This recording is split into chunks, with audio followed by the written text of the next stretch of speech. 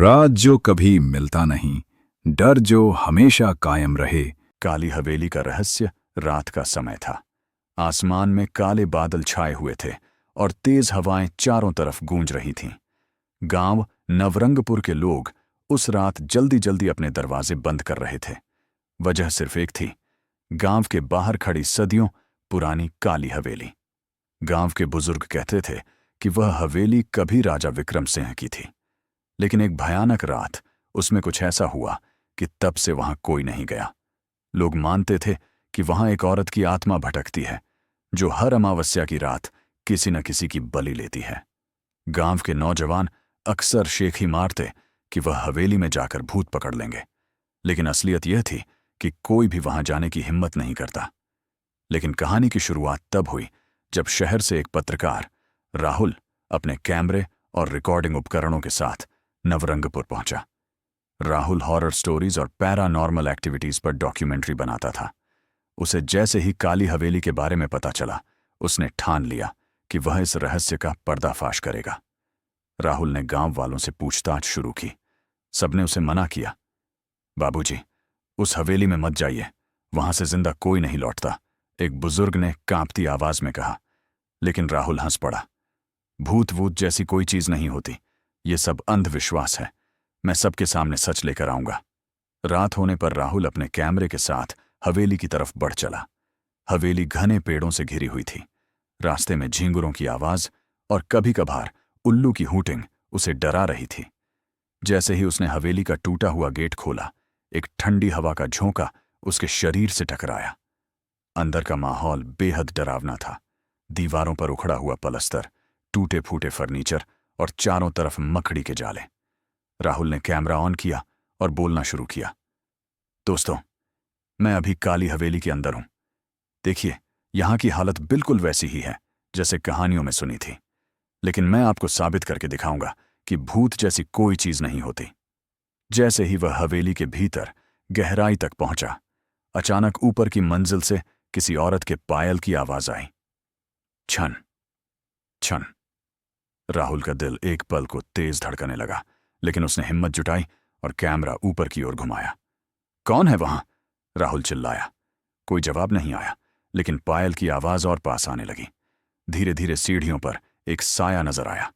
लंबा काला घूंघट, सफेद साड़ी और पैरों में चांदी की पायल।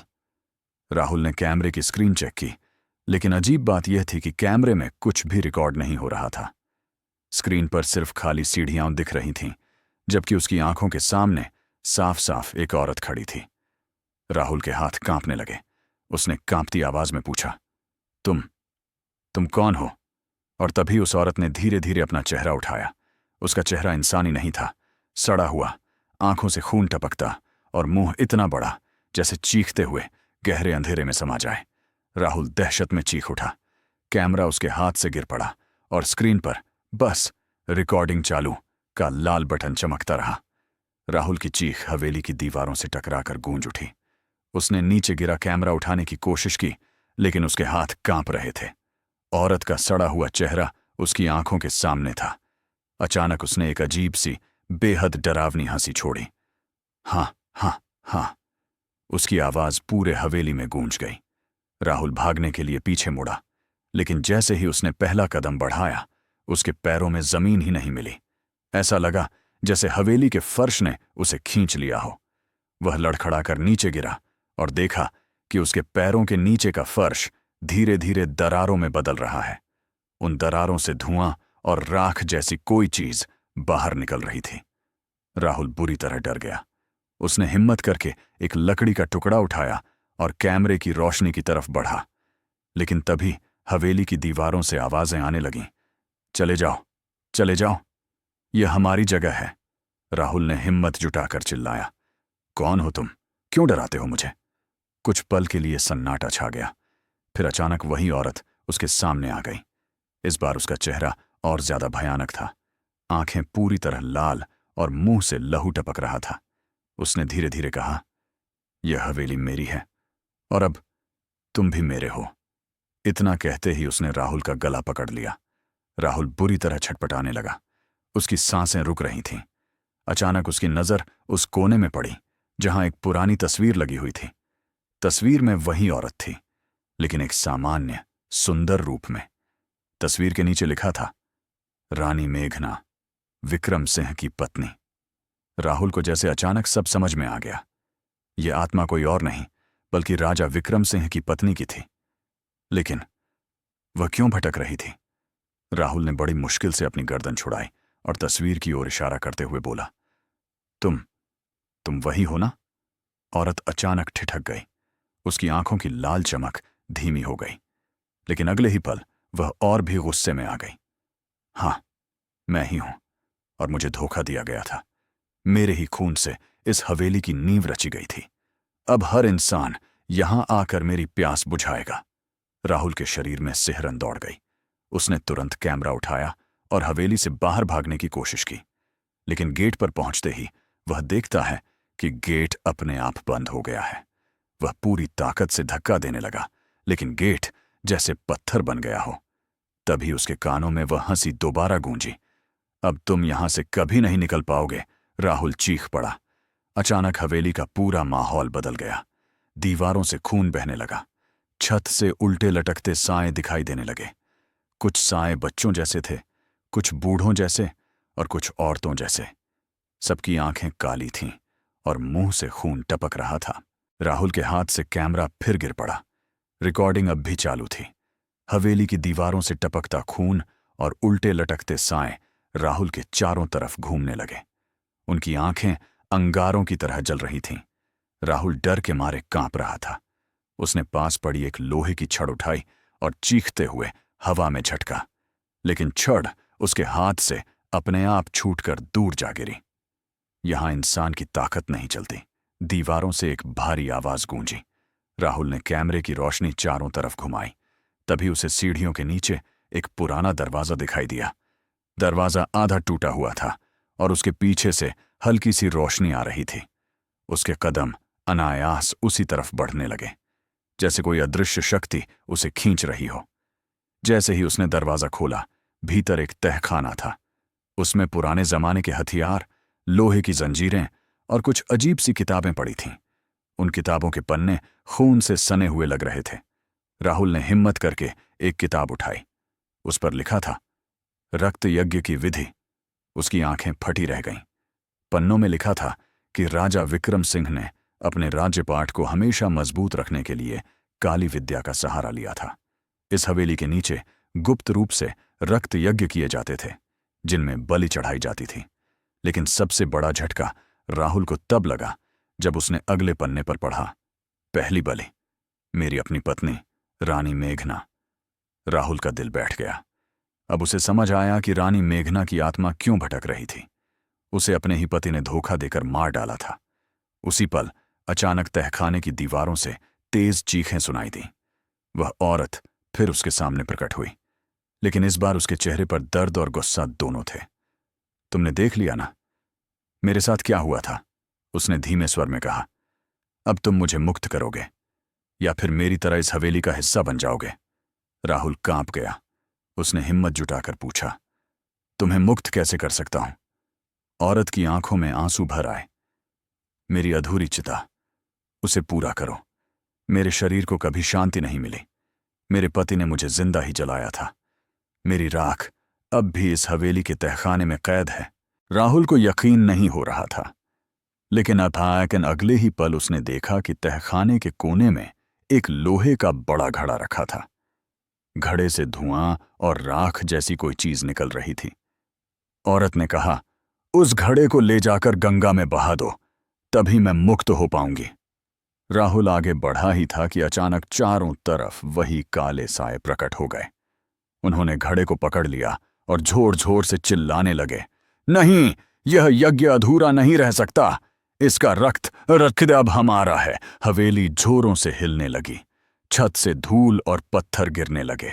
राहुल ने पूरी ताकत से घड़े को उठाया और सीढ़ियों की तरफ भागने लगा, लेकिन तभी पीछे से किसी ने उसका कंधा पकड़ लिया। वह पलटकर देखता है, वह खुद राजा विक्रम सिंह की आत्मा थी। चेहरे पर भयानक गुस्सा, हाथ में तलवार और आंखों में आग। कोई भी मेरी हवेली से मेरी शक्ति नहीं ले जा सकता। राहुल की सांसें रुक गईं। राहुल के सामने राजा विक्रम सिंह की आत्मा खड़ी थी। उसका चेहरा काला पड़ चुका था, आंखें धधकते अंगारों की तरह जल रही थीं और हाथ में चमकती हुई खून से सनी तलवार थी। राजा की आत्मा गरजी, यह हवेली मेरी है, यह शक्ति मेरी है, कोई भी मेरी रानी को मुक्त नहीं कर सकता। उसकी आत्मा हमेशा मेरे अधूरे यज्ञ की आग में जलती रहेगी। राहुल कांप गया, लेकिन उसने हिम्मत जुटाई और बोला, तुम इंसान नहीं, राक्षस हो जिसने अपनी ही पत्नी को धोखा दिया। मैं तुम्हारी कैद तोड़कर रहूंगा। यह सुनते ही राजा की आत्मा चीख पड़ी। हवेली की दीवारें हिलने लगीं, खिड़कियां अपने आप खुल बंद होने लगीं। अचानक चारों तरफ तूफान सा उठ गया। राहुल ने घड़ा कसकर पकड़ लिया और सीढ़ियों की ओर भागने लगा। राजा की आत्मा तलवार घुमाते हुए उसके पीछे दौड़ी। अचानक जमीन से काले हाथ निकलने लगे, लंबे लंबे नुकीले नाखून वाले। वे हाथ राहुल की टांगें पकड़ने लगे। वह गिर पड़ा। घड़ा उसके हाथ से छूटकर लुढ़क गया। राजा ने गुस्से में तलवार उठाई और राहुल पर वार करने ही वाला था कि तभी एक औरत की चीख हवेली में गूंजी, नहीं! रानी मेघना की आत्मा प्रकट हुई। वह अब पहले जैसी डरावनी नहीं, बल्कि पीली रोशनी से जगमगाती हुई दिखाई दे रही थी। उसने राजा की तलवार रोक ली। विक्रम, तुमने मुझे जीवन में धोखा दिया, पर अब मैं तुम्हें और निर्दोषों का खून नहीं पीने दूंगी। राजा की आत्मा दहाड़ा, तुम्हारी आत्मा मेरी है, तुम कहीं नहीं जाओगी। दोनों आत्माओं के बीच भयानक टकराव शुरू हो गया। हवेली की दीवारें फटने लगीं। फर्श से लावा जैसा लाल धुआं उठने लगा। राहुल ने मौका देखकर घड़ा उठाया और बाहर की ओर भागने लगा। गेट अब भी बंद था, लेकिन इस बार उसने पूरी ताकत लगाई। अचानक बिजली कड़की और गेट अपने आप खुल गया। राहुल दौड़ते हुए हवेली से बाहर निकला। पीछे मुड़कर देखा तो पूरी हवेली हिल रही थी, जैसे पल भर में ढह जाएगी। लेकिन राजा की आत्मा यहीं नहीं रुकी। वह हवेली से बाहर निकलकर राहुल के पीछे आ गई। उसकी आंखों से अब आग की लपटें निकल रही थीं। रोक दो उसे, वह मेरी शक्ति ले जा रहा है। राजा ने दहाड़ते हुए अपने सिपाही आत्माओं को बुला लिया। सैकड़ों काले साए राहुल की ओर दौड़े। राहुल जंगल के रास्ते भाग रहा था, हाथ में घड़ा कसकर थामे हुए। उसकी सांसें तेज चल रही थीं, दिल जोरों से धड़क रहा था, लेकिन साए लगातार करीब आ रहे थे। अचानक एक पेड़ की जड़ से उसका पैर अटक गया और वह गिर पड़ा। घड़ा उसके हाथ से छूटकर जमीन पर गिरा। घड़े का ढक्कन थोड़ा खुल गया और उससे राख बाहर झरने लगी। राख जमीन पर पड़ते ही अजीब सी चीखें गूंजने लगीं। राजा ने दूर से यह देखा और डर गया। नहीं, अगर यह राख मुक्त हो गई तो मेरी शक्ति नष्ट हो जाएगी। वह पूरी ताकत से राहुल की ओर लपका। राहुल ने कांपते हुए घड़े को फिर से उठाया और सीधा गंगा नदी की ओर दौड़ पड़ा। रात और भी गहरी हो चुकी थी। बादलों के पीछे से कभी कभी चांद झलकता और फिर गायब हो जाता। राहुल घड़ा सीने से लगाए हुए गंगा नदी की ओर भाग रहा था। उसके पीछे राजा विक्रम सिंह की आत्मा और सैकड़ों साए पीछा कर रहे थे। जंगल की हर झाड़ी से सरसराहट की आवाज, हर पेड़ से अजीब सी फुसफुसाहट आ रही थी। भाग नहीं पाएगा, रानी हमारी है, खून खून चाहिए। राहुल के कदम डगमगाने लगे। उसकी सांसें तेज चल रही थीं, लेकिन उसने ठान लिया था, जो भी हो जाए रानी मेघना की आत्मा को मुक्त करके ही रहेगा। कुछ ही देर बाद उसे गंगा का किनारा दिखाई दिया। लहरों की आवाज उसके कानों में गूंज रही थी, लेकिन तभी उसके सामने राजा विक्रम सिंह की आत्मा प्रकट हो गई। उसने तलवार घुमाई और जोर से दहाड़ा। तू मेरी शक्ति को छू भी नहीं सकता। राहुल रुक गया। उसने कांपते हुए कहा, तुम्हारी शक्ति धोखे और पाप पर बनी है, आज इसका अंत होगा। राजा की आत्मा गुस्से से कांप उठी। वह राहुल पर टूट पड़ी। राहुल ने बचने की कोशिश की, लेकिन तलवार उसकी बांह को छू गई। खून निकल पड़ा। राजा ने पागलों की तरह हंसते हुए कहा, यही तो चाहिए था, तेरे खून से मेरा यज्ञ पूरा होगा। उसी पल रानी मेघना की आत्मा प्रकट हुई। वह पहले से कहीं ज्यादा तेज रोशनी बिखेर रही थी। विक्रम, बस करो, अब तेरे पापों का अंत होगा। राहुल ने घड़ा उठाकर पूरी ताकत से गंगा की ओर फेंका। घड़ा नदी में गिरा और पल भर में राख की मोटी परत पानी में घुल गई। गंगा की लहरें अचानक तेज हो गईं। आसमान में बिजली चमकी। रानी मेघना की आत्मा जोर से चीखी और फिर शांत होकर धीरे धीरे गंगा की ओर बढ़ गई। उसका चेहरा अब शांत था, आंखों में आंसू और होंठों पर हल्की मुस्कान। धन्यवाद, मुझे मुक्ति मिल गई। इतना कहकर उसकी आत्मा गंगा की लहरों में समा गई। राजा विक्रम सिंह की आत्मा पागल हो गई। वह चिल्लाया, नहीं, यह नहीं हो सकता। मेरी शक्ति, मेरी हवेली, सब खत्म हो गया। उसका शरीर आग की लपटों में घिर गया। वह जोर जोर से तड़पने लगा और चीखते हुए धीरे धीरे राख में बदल गया। सैकड़ों साये भी एक एक करके गायब हो गए। आसमान साफ हो गया। चांद की रोशनी नदी पर चमक रही थी। चारों तरफ सन्नाटा छा गया। राहुल वहीं जमीन पर बैठ गया। उसकी आंखों से आंसू बह रहे थे। उसने गहरी सांस ली और कैमरे की ओर देखा। कैमरा अब भी चालू था। उसमें सब रिकॉर्ड हो चुका था। हवेली का डर, आत्माओं का टकराव और रानी मेघना की मुक्ति। राहुल बमुश्किल खड़ा हुआ और गांव की ओर लौट गया। अगले दिन जब गांव वालों ने यह सुना कि हवेली की आत्माएं हमेशा के लिए समाप्त हो गईं, तो वे हैरान रह गए। गांव के बुजुर्ग बोले, बेटा, तूने आज सदियों का श्राप तोड़ा है। अब यह गांव चैन की नींद सो सकेगा। राहुल मुस्कुरा तो रहा था, लेकिन उसके मन में एक सवाल गूंज रहा था। क्या सच में सब खत्म हो गया है, या हवेली की दीवारों में भी कोई रहस्य छिपा है? गांव के लोग खुश थे। सदियों का श्राप खत्म हो चुका था। काली हवेली, जो अब तक मौत और डर का प्रतीक थी, अब खाली और शांत खड़ी थी। राहुल ने कैमरे में रिकॉर्ड हुई सारी फुटेज देखी। उसमें सब कुछ साफ साफ था। राजा की आत्मा, रानी मेघना की चीखें और गंगा में बहता हुआ घड़ा।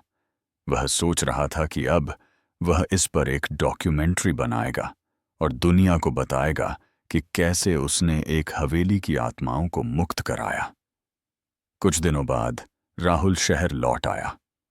रात को वह अपने कमरे में फुटेज एडिट कर रहा था। अचानक उसकी नजर स्क्रीन पर एक अजीब चीज पर पड़ी। जहां कैमरा आखिरी बार नदी दिखा रहा था, वहां पानी की लहरों के बीच एक चेहरा उभर आया। चेहरा रानी मेघना का था, लेकिन इस बार उसके होंठों पर मुस्कान नहीं, बल्कि खून से सना गुस्सा था। राहुल चौंक गया। उसने कई बार वीडियो पीछे करके देखा, लेकिन हर बार वही चेहरा उभर आता। उसने घबराकर कंप्यूटर बंद कर दिया। कमरे में सन्नाटा छा गया। तभी खिड़की से ठंडी हवा का झोंका आया। राहुल ने धीरे धीरे मुड़कर देखा। खिड़की के पास वही औरत खड़ी थी, सफेद साड़ी में, पैरों में पायल और चेहरा आधा घूंघट से ढका हुआ। उसने धीमी आवाज में कहा, धन्यवाद, मुझे मुक्ति मिल गई, पर तेरा खून अब भी अधूरा है। और फिर अचानक कमरे की बत्तियां झपकने लगीं। कैमरे की स्क्रीन अपने आप चालू हो गई और उस पर लिखा आने लगा, अब तेरी बारी है,